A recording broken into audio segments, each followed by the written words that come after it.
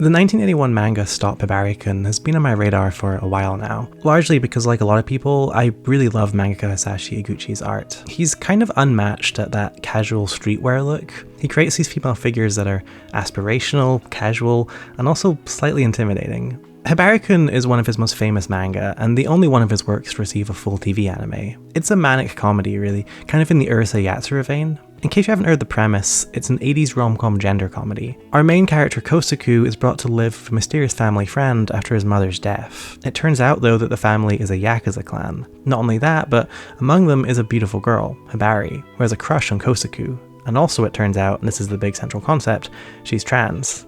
Because this is the 1980s, this is something the family is deeply ashamed of, and that Kosaku is deeply confused about. But Hibari doesn't care, she's kind of an impish agent of chaos. 3 volumes and 35 episodes of manga and anime later, and it's mostly a blast. A very fun work in both mediums, though in different ways that I'll get into.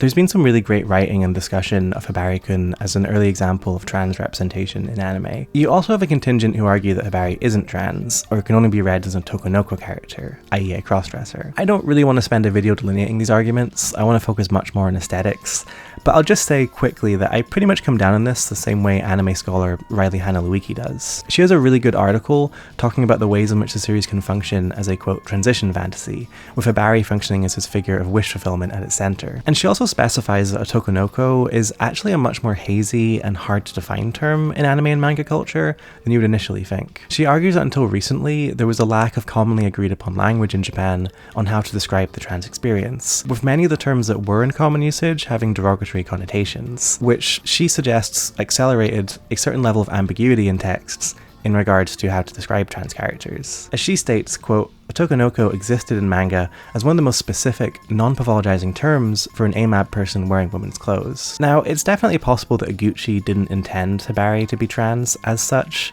When you read a lot of interviews of him, you definitely get the sense that he either sort of didn't, or was hazy on this, or doesn't have a great understanding of transness. But I think regardless of authorial intent here, he certainly seemed to end up writing a trans character. Hibari doesn't want anyone in her social circle to know her assigned gender at birth, presents constantly as a girl, and even calls herself her father's daughter. As Lewicki puts it, Hibari, quote, at every opportunity refers to herself and insists that she is a woman, a daughter, and potential girlfriend. It is hazy 1980s gender stuff.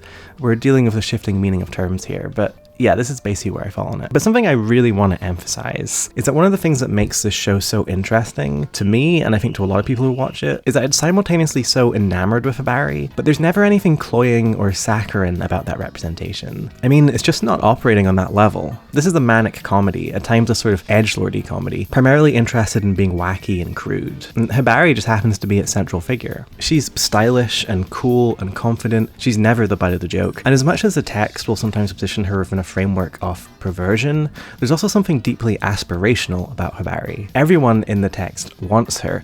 Everyone is jealous of Kosaku for seemingly having her. For Eguchi and the world of the manga, Hibari is the height of cool, kind of the apotheosis of Eguchi's stylish, confident feminine look. And while her family and Kosaku constantly admonish her for her presentation, that always feels to me just like a passing justification to downplay the text's real interest. Its major and central theme, that theme being, hey, wouldn't it be rad to be Hibari? Because she's a carefree creature of pure chaos, with impish trickster god energy. She always looks stylish, and she's incredibly likable. Kosaku, as well as being the comedic straight man, also slowly comes out of his shell over the course of the narrative, and is drawn into Hibari's chaos. He even seems to enjoy it, even if he won't always let himself admit that.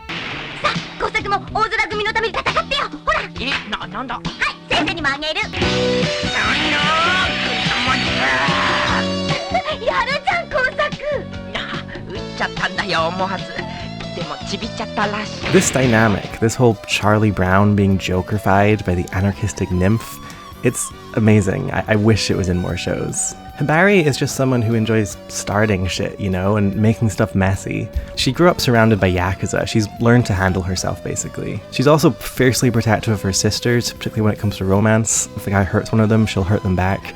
And she's fiercely protective of Kosaku.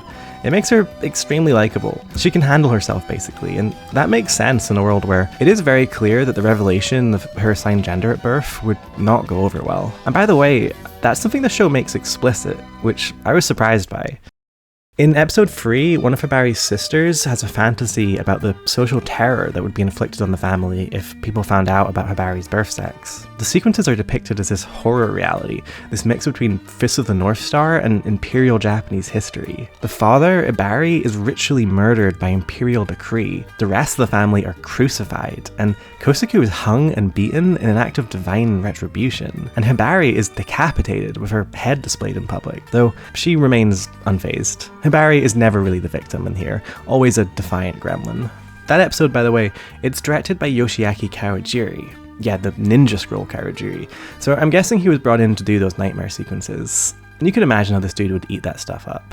The way that individual key animators stick out is something I really like about 80s anime. It seems like there was a slightly less rigorous keeping to a house style in older shows, and I really enjoy seeing the distinct look of different animators episode by episode. Eguchi's work draws itself to that fluidity, I think, because it's already a sort of mixture of a very Dr. Slump, stumpy, super deformed style, and also these sort of almost Patrick Nagel-esque lanky figures. So I guess as an animator adapting his stuff, you can sort of decide where you want to lean on that spectrum episode by episode. There's episodes in here that remind me of Peanuts visually, with the squat designs and cute simple line work. Like episode 8, which is directed by Takeo Kozai, he had a long history of working on bouncy animal anime, like Animal Treasure Island and Panda Go Panda and Kimba the White Lion. And so here the characters are cute and simple, and they're really appealing with minimal lines and big cartoonish faces. But then you have episode 9 and 15, both of which have this really highly rendered character style with very realistic figures. I mean, check out these eyes. These episodes were directed and had key animation by Yasuomi Umetsu, the guy who would later create the Kite franchise, very much known for his realistic adult style. And then you have episodes directed by Yoshinori Kadamori. He has a very unique look. He's got these sort of specific contorted faces with kind of goldfish eyes and big wide jaws. He's great at having characters do very big, expressive acting that you don't normally see in TV anime. You'll know it's a Kanamori episode because there'll be lots of big Yakuza poses and gesticulations and just really wild faces. It's not just the animation either where you see these stylistic shifts episode by episode. That's there in the tone too. You'll have some stories that are extremely abstracted and really go heavy on the wackiness, and then these episodes that are basically just slice of life comedies with a much more subdued style. Most of the really wacky episodes are written by Hiroshi Toda. He wrote the most episodes of the series at 12. Toda is a Toei mainstay, and his credits include a whole lot of Dragon Ball and Fist of the North Star.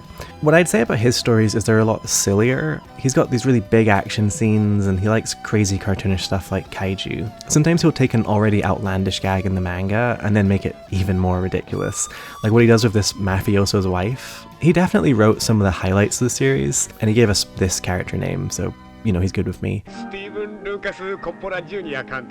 But I also think he's responsible for the absolute low points. A lot of his episodes are anime original, so they're not from the manga, and a problem I have with those ones is they tend to stray really far from the central character dynamics, towards just kind of general parody. Like episode 32 is this extended time travel thing that becomes an E.T. riff, and this really could have been from any comedy from the time. It doesn't really take advantage of Hibari-Kun's characters. The screenwriter who wrote the second most episodes at 11 scripts is Shigeru Yanagawa. Yanagawa has written a whole lot of Urusei Yatsura and Sailor Moon, and I'd say his episodes are a little bit less outlandish than Toda's. He's less interested in intense visual gags and more in character comedy and awkward situations, with a focus on relationship drama. I noticed he writes the dynamic between Kosaku and Hibari very differently, too. One of the irritating things to me about Toda's scripts is that he basically never acknowledges that Kosaku has an attraction to Hibari. He plays it much more for laughs that would be a possibility, and as a result the jokes feel even more transphobic. This is really irritating, and I think kind of misunderstands the central appeal of the manga. In contrast, Yanagawa's episodes, they still have these elements, but he tends to accentuate scenes where Kosaku becomes jealous of Hibari, leading actually to one of my favourite moments in the show. Hibari-Kun が誰とくっつこうと関係ないさ。やっぱ関係ある。ほんじゃインタビュー開始します。今だ。決まったみたいだぜ。君もまんざらでもないんだろう。ふざけんじゃねえよてめえ。うわ。こんなことで大空ひばりを物にできると思ってんのか。甘く見んじゃねえよ。つまりこれはその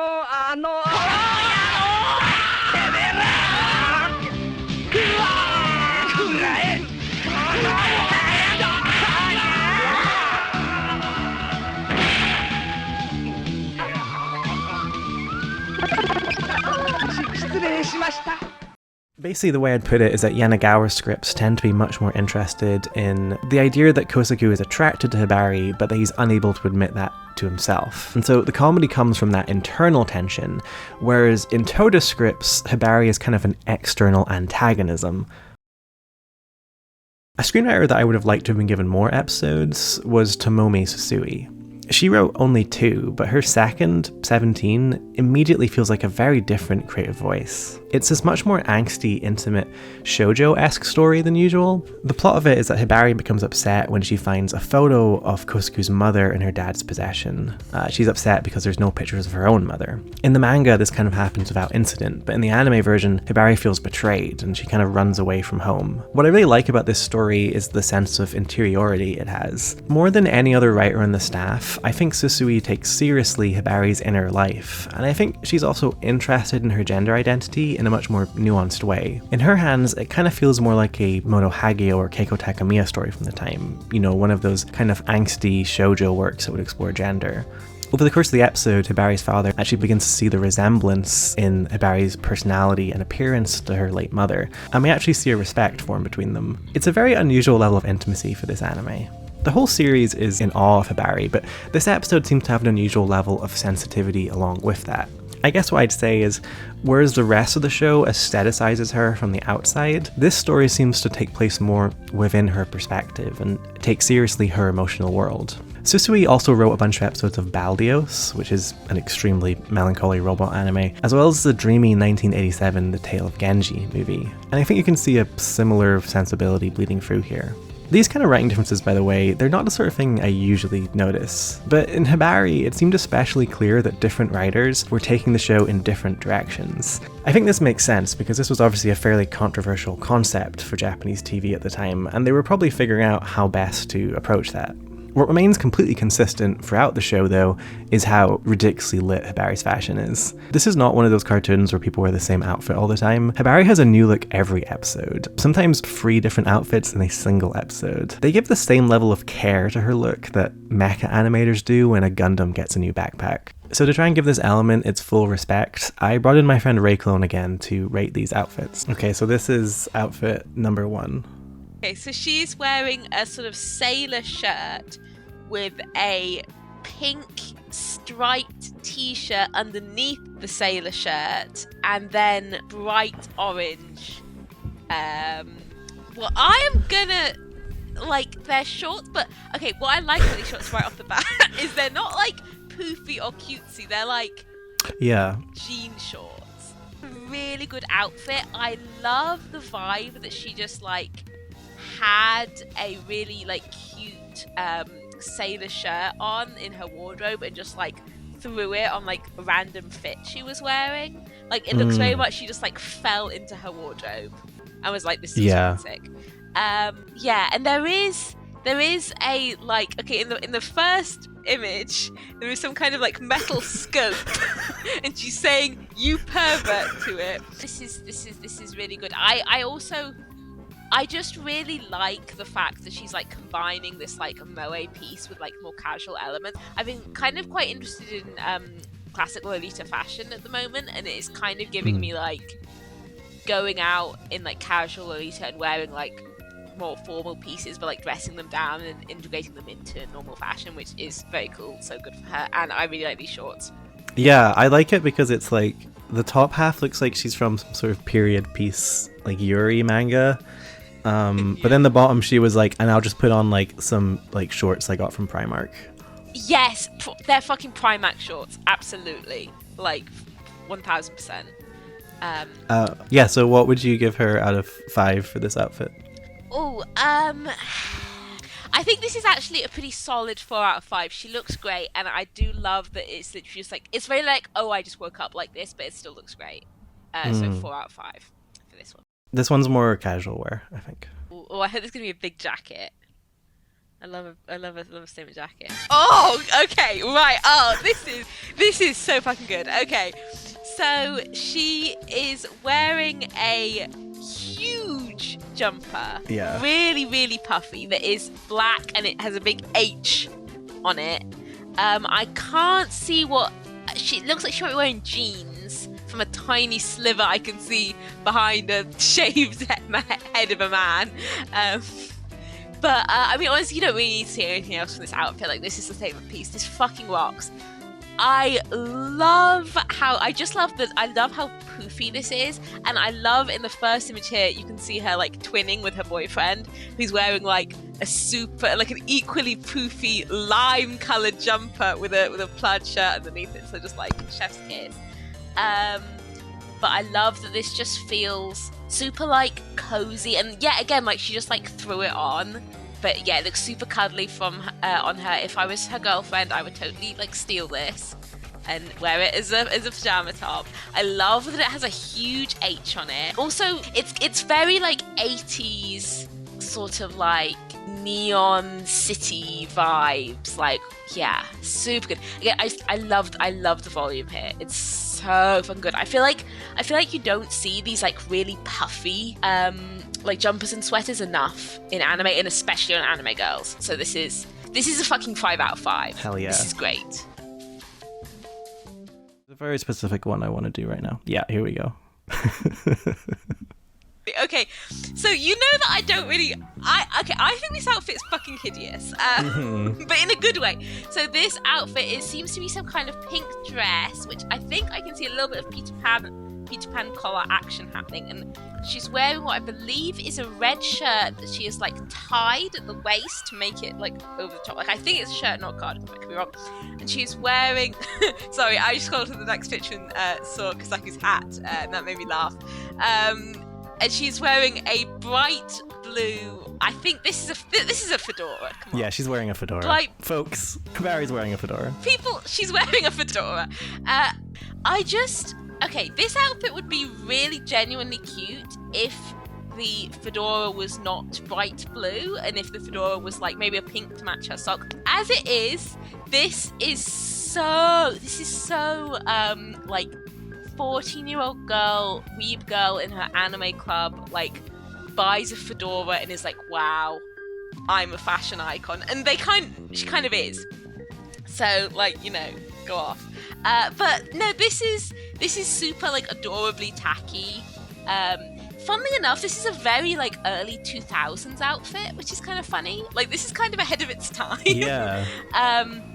Because the odd thing about this too is that this is the one image I think so far where Hibari looks kind of dumbfounded and like moe. Yeah. Usually she has this look of like, I'm gonna start shit, or she's like, what's going on here? But here she just looks like, whoa. She looks genuinely like stoned in kind of all these images. Yeah, no, she looks like Kosaku is the manic pixie dream boy that's like dragging her on an adventure. I am actually gonna give it 3 out of 5 because the outfit is not good, but it is very endearing and beautiful, and its not goodness is extremely charming. It's quite nice to see Hibari in something that looks it's moe. It's like, oh. I think you're right. I think what makes this outfit nice is it's nice to know that Hibari has off days. And sometimes she slums it and looks like she's really into Naruto Sasuke. And that's good. Yeah.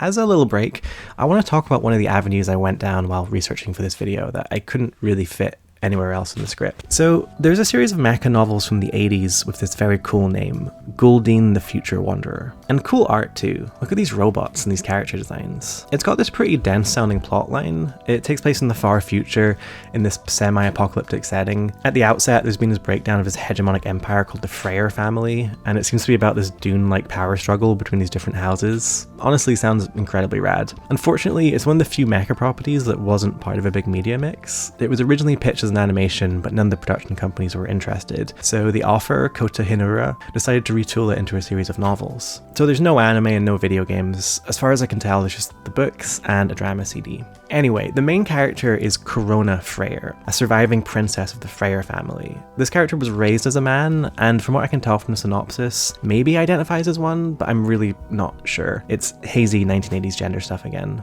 The other main character is Shara Sake, who is another kind of trans feminine character, and according to Japanese Wikipedia, was directly inspired by Hibari. To be more specific, the story as a whole was apparently inspired by an image in an anime magazine of Hibari being punched by Ryunosuke Fujinami from Urusei Yatsura, with the caption, "There's no way you can understand my feelings." Fujinami is also a kind of trans-masculine character. Oh, and the mechanical designs? They're by Yoshiyuki Sadamoto, as in Evangelion character designer Sadamoto. I cannot tell you how badly I want to read this thing. A Hibari-inspired mecha show sounds like exactly my kind of shit. Just inject it straight into my veins, please. Gosh, I feel like I'll never run out of obscure, untranslated mecha stuff that I want to read. So, despite how well known Eguchi is, there's not actually a lot of other anime based on his work. In the 80s, there were these 2 anthology OAVs, each one of them basically a compilation of various short gags. Stylistically, they're very cool. One of them has this kind of pop art, almost American comic book look. It really reminds me of what MTV was doing in the 90s with its animations. The other one is really intermedial. It's got a lot of live action segments, some puppetry. The animation is really, really nice. But if I actually try to break down the jokes and humor in these, there's really not much I can defend without becoming like that art critic in the Crumb documentary. You know, the one who shrivels into his chair the more he's forced to defend Crumb's work. Does he actually do that? There's definitely a mean-spirited vein to Eguchi's comedy at times. Some pretty offensive caricatures, none of which I really feel like showing on screen. And Hibari isn't lacking in those elements, but I think its central infatuation with Hibari herself lessens that aspect considerably. It brings into focus one of the reasons why this manga brings out Eguchi's best qualities, which is his central fascination of the central character means she's never the butt of the joke.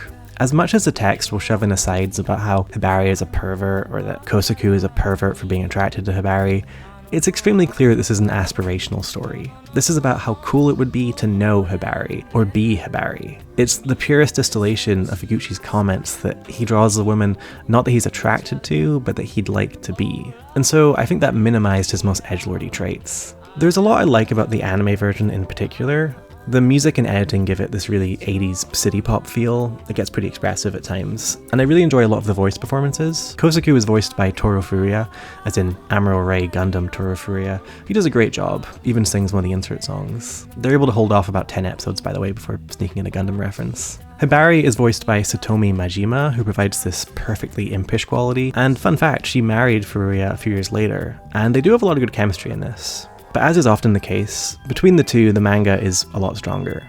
It's a lot more focused on Hibari and Kosaku's relationship, much to its benefit, I think. Much more of the manga derives its conflict from the possibility of students at school discovering Hibari's identity, and from her and Kosaku's relationship. And you get more of a sense of her and Kosaku growing closer, whereas the anime, they're much more static, with later episodes focused on kind of introducing wacky side characters. And of course, in the manga, you get Eguchi's beautiful art, completely unmediated. His page composition is really good. He has a natural eye for symmetry. The manga is also slightly less chaotic and manic. It sometimes has this feeling of dailiness, which I think just comes from how good Eguchi is at making spaces feel lived in. Whether they're streets or a bedroom, he really knows how to make a location feel sort of realistically cluttered. And his paneling and environmental art creates this feeling of intimacy and realism between the moments of super deformed comedy, and I think that really adds a lot to the story. Both versions, though, have a slightly unfinished quality, because neither really resolve the central relationship. The manga is literally unfinished. It ends on a gag twist that is suitable enough as an ending, but I think could have been a launching pad for more stories. The reason for the manga ending was because of Eguchi understandably struggling with the demands of a weekly manga schedule, but I also think this was just as far as the premise could be taken in a Shonen Jump manga in the 80s. The thing is, anything other than Kosaku and Hibari ending up together, or at least becoming more close, feels unsatisfactory, but I also don't think that's ever where this was going to go. Maybe that could have happened in a shoujo manga at the time, but not here. Not in a comic that still resorts to a lot of edgelord jokes, even whenever just gayness is mentioned. This makes Hibari-Kun a strange object. It's coming out at a time when something like this could feature Hibari as a character, fetishize her, and even be enamored with her. But actually having her end up with the main guy, I don't think that could happen, unfortunately. In the case of the anime, as it runs out of manga chapters to adapt, it starts going in really strange directions. A lot of the anime original stories become about occult stuff, time travel, aliens, and psychic powers. And the focus shifts to other characters in the cast. By the last episode, it doesn't even really feel like the same show. The final story would have been more suited to Urusei Yatsura or something. But in both versions, I basically think the creators reached a limit of how far they were willing to go with this premise. I mean, that's kind of the big thing. The first 10 episodes of the show, I was like, wow, it's amazing that a show like this could even exist. How was there a series in 1983 that was essentially a romance between a trans girl and a cis guy? A romance that's actually developing. And also it aired on primetime TV, opposite like Doraemon and Vaifam. The answer to how that was possible, partially, is that it's really only what the show is for like the first half, and then it kind of chickens out. Though I also just think there's a lot here that I find hard to parse as a non-Japanese speaker. There's clearly a very long lineage of gender-ambiguous figures on Japanese TV and in film. Just off the top of my head, I know of Japanese gender-divergent performers like Peter, otherwise known as Ikehata Shinosuke. In the West, we know an actor like Peter through experimental Japanese new wave films, like Funeral Parade of Roses, or from period pieces like Kurosawa's Ran. But in Japan, it seems like a lot of Peter's performances existed in variety shows, hours and hours of content stretching back decades, all completely untranslated. And it does seem like variety TV was a space for a lot of performers who could be described as gender divergent. The drag queen Akihiro Miwa is another figure who's been a staple of variety TV and talk shows since at least the 80s. But without a great deal of scholarship on Japanese variety TV or any translations of this material, it's really hard for me to tell exactly what space these performers occupied and still occupy in the cultural landscape. I mean, for instance, just look at Funeral Parade of Roses. It's a documentary and a fictional drama about the Tokyo gay scene from 1969. And on the one hand, the interview formats in the film, they can be really hostile. At times, it seems like Peter and the other subjects are being interrogated. But on the other, the film is really obsessed with Peter as an object of desire. The camera fetishizes him in these non-linear sequences that seem designed mainly to showcase his form. I'm aware this is not psychologically an oddity. Plenty of this kind of antagonism towards queer and gender divergent people can or often is interlinked with an objectification and a fetishization. But still, it's just not something I can really see an equivalent to in Western cinema at the time. And yeah, if anyone knows any good, like, translated Japanese academic articles on this stuff, I would love to read it. Otokonoko manga is its own parallel tradition to that, and while Hibari is arguably one of its earliest forms, this is now just an element in a lot of anime, usually not center stage. I had a look at Japanese Twitter in prep for this video because I wanted to get a sense of what modern Hibari fandom is like, and if it still existed. And yeah, it seems a lot of people still really dig it. Interestingly, it seemed to be a lot of fashionable women in their 20s and 30s still tweeting about it. I saw a few tweets from people saying they looked up to Hibari, which was very cute. In this sense, it's not surprising that a lot of the modern works that I think carry on from Hibari stylistically are more shoujo or josei than shonen. As is the Banjos, I Think I Turned My Childhood Friend Into a Girl is one example. Like Hibari-Kun, it's a slice-of-life high school manga, featuring a central relationship between an Otokonoko character and a cis male one. However, unlike Hibari, it's definitely for a female demographic, with a much greater emphasis on romance. And I quite like this manga. It's cute and well drawn, with really nice characters, but I don't like it as much as Hibari. And I think part of that is that something that really draws me to Hibari in particular is this friction, right?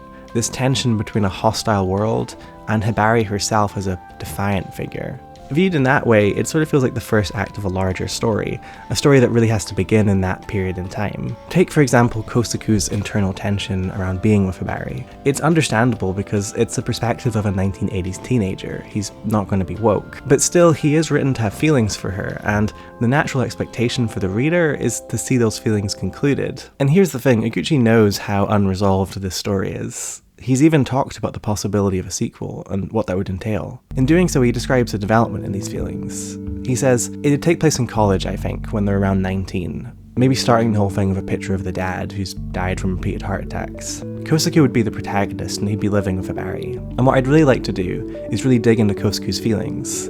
Those feelings in him, like, can two men truly love each other? I think they can, but it would be interesting to explore in a story like this.